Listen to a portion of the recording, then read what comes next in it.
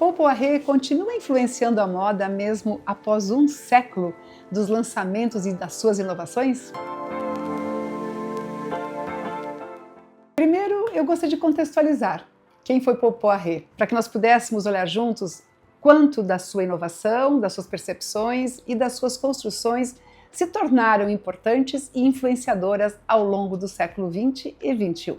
Então, se a gente vai falar um pouco de Paul Poiret, é preciso entender que ele se apresenta e vai começar seu trabalho na Belle Époque. A Belle Époque é esse período, principalmente pensando na inauguração da sua casa, que será a sua Maison, em 1903.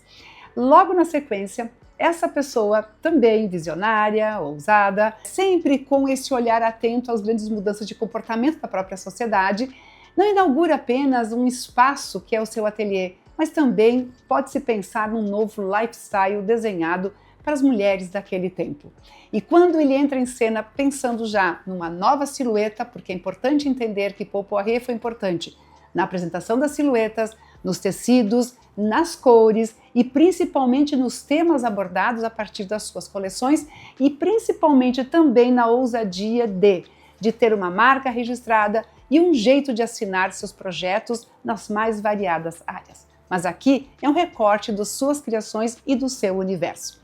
O que eu gostaria de comentar com vocês? Se no primeiro momento o grande impacto sempre é de uma nova silhueta. E uma nova silhueta, pensando lá na Belle Époque, foi o vestido Joséphine, esse vestido de corte império, inspiração neoclássica, que vai liberar, na verdade, o corpo feminino dos espartilhos. Isso provocou uma busca, digamos, de tentativas de compreensão desse universo e, ao mesmo tempo, os contrastes entre o que normalmente as pessoas estavam vendo esteticamente e como estava essa nova apresentação por sua parte. Ali a gente já percebe a ousadia e a inovação, mas Paul Poiret nunca parou por aí.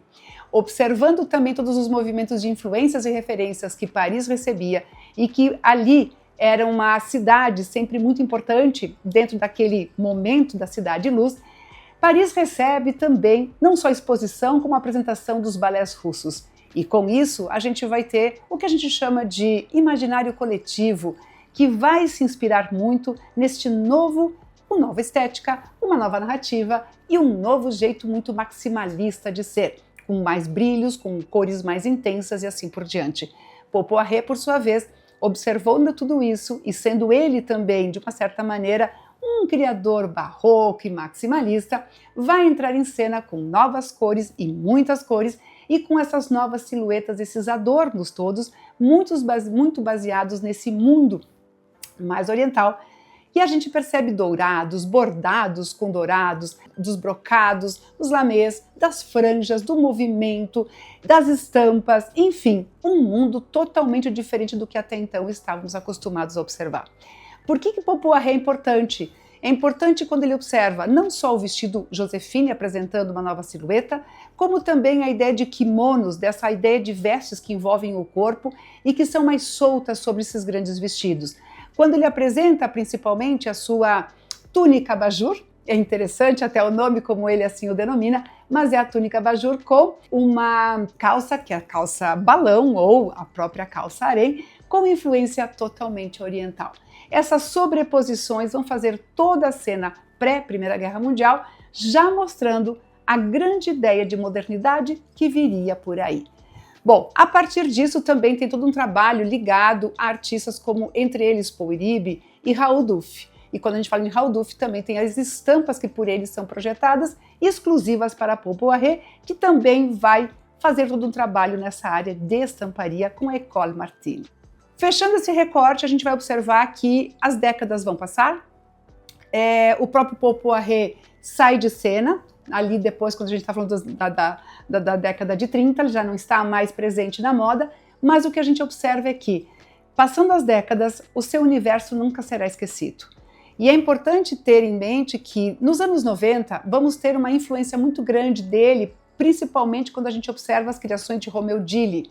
E eu não sei se vocês vão lembrar desse italiano muito importante ao longo dessa década em que também tinha uma fase muito forte de orientalização dos tecidos, dos brocados, da forma como esses tecidos e golas também se dobravam e envolviam o corpo, a forma como os botões aconteciam, os bordados aconteciam, de uma riqueza extraordinária. Romeu Dili foi essa pessoa, de uma certa maneira, também luminosa, né? Vamos pensar assim. Na sequência, tivemos a entrada de John Galliano para a Maison Dior. E com John Galliano na Maison Dior, os desfiles se tornaram grandes espetáculos. E esses grandes espetáculos, obviamente, tinham narrativas próprias, conceitos próprios, apresentados por esse universo tão rico e tão extenso, criados pelo próprio John Galliano, um grande apaixonado por história da moda. O que a gente vai observar é que em coleções dele, basicamente, vou ressaltar duas, 2006 e 2009, a gente tem uma influência muito grande, se não uma homenagem a Paul Poiret, na forma dos casacos muito amplos, das cores também muito intensas, dos bordados extraordinários, das sobreposições, dos grandes volumes de manga, dos grandes volumes de golas, enfim, da forma como se nós abríssemos um grande livro e Paul Poiret voltasse à cena numa interpretação muito contemporânea dos anos 90, dos anos 2000, e que a gente observa a riqueza extraordinária de trabalhos apresentados e, ao mesmo tempo, o quanto aquele imaginário também se destacou quase que numa parte de escapismo, digamos assim, mas homenageando este grande criador e grande inovador. Não apenas ele, como também um grande trabalho que foi apresentado por Steve Meisel na revista Vogue, de 2007, com um editorial fantástico, fazendo com que esse editorial fosse também uma homenagem a Paul Poiret, e o stylist todo trabalhado exatamente nessa concepção moderna, apoiada no gosto de Paul Poiret. Se ele estivesse aqui, como ele apresentaria essas roupas? E é incrível o universo que a gente percebe, muito inspirador na parte desse editorial. Se a gente fala em John Galliano, e a gente depois vai observar grande avanço, dentro das últimas coleções que nós estivemos agora assistindo, eu gostaria que nós pudéssemos também aproximar o olhar e talvez como uma lente, como uma lupa, olhar com um novo jeito de entender o que Jonathan Anderson apresentou para Maison Dior. E quando ele apresenta esse trabalho, homenageando de uma certa maneira a grande referência dele, que é John Galliano, que ele comenta da importância de John Galliano ainda quando ele era estudante, e a gente percebe que a forma como Jonathan Anderson apresenta as suas peças no desfile da Dior, elas têm esse mix de passagens e ao mesmo tempo de referências, mas com a leitura de um grande criador que é o próprio Jonathan Anderson, com o seu jeito mais instigante, mais ousado também, aprimorando a forma de Dior a partir dessas referências, mas somando algumas peças com o jeito de Poiret, com o jeito de John Galliano, numa interpretação completamente sua. E isso faz com que a gente perceba que, mesmo que tenha passado um século, essas informações, agora mais presentes do que nunca, até pela exposição que aconteceu em Paris, no Museu de Artes Decorativas, ao longo de 2025, concluída essa exposição agora, no final de janeiro de 2026, a gente percebe também quanto se falou de Poiret, quanto a sua história ela se tornou mais presente, mais viva, até porque muito tempo se passou. Mas é extraordinário observar que na junção destas referências, este grande criador também vai interpretar ou vai apresentar silhuetas que são com certeza muito ousadas, que são muito distintas e que nós estamos acostumando o olhar para este novo momento e para esta nova apresentação de silhuetas, inspiradas também dentro desse universo contemporâneo e do mundo das formas da arte, como ele mesmo, Anderson, faz. Se a gente percebe que ali nós temos essa parte mais solta das peças, mesmo na última coleção agora de Prêt-à-Porter, não poderia deixar de citar dentro desta coleção,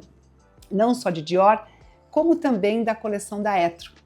Verdade, a última coleção como diretor criativo, o Marco Di Vincenzo, que é este espetacular criador italiano, que sempre tem a ideia da cor, do maximalismo e, obviamente, os Paisleys, né, que são características da coleção Etro, da essência da marca Etro. E é interessante nós observarmos, principalmente ao final do desfile, o quanto aquelas franjas coloridas, aquele jeito de combinar as formas, naquela euforia de cores, de brilhos, na intensidade têxtil, na intensidade dessas formas, a forma também de envolver o corpo, numa opulência, num luxo, numa sofisticação barroca ao extremo. Então, passeando por essas coleções todas, espero ter contribuído para que vocês também possam me dizer e combinar qual seria a outra coleção, outro criador que traz à tona esse universo maximalista, mas partindo um pouco desse universo também criado por Paul Poiret. E é interessante perceber que tudo dentro da história da moda precisa ser cada vez mais compreendido, analisado e ao mesmo tempo para se realizar conexões. Considero que a história da moda é fundamental para a construção de todos esses elementos importantes para nossas análises. E assim, eu deixo vocês com esse ponto de partida e ao mesmo tempo que vocês possam continuar se inspirando a partir disso com a história da moda.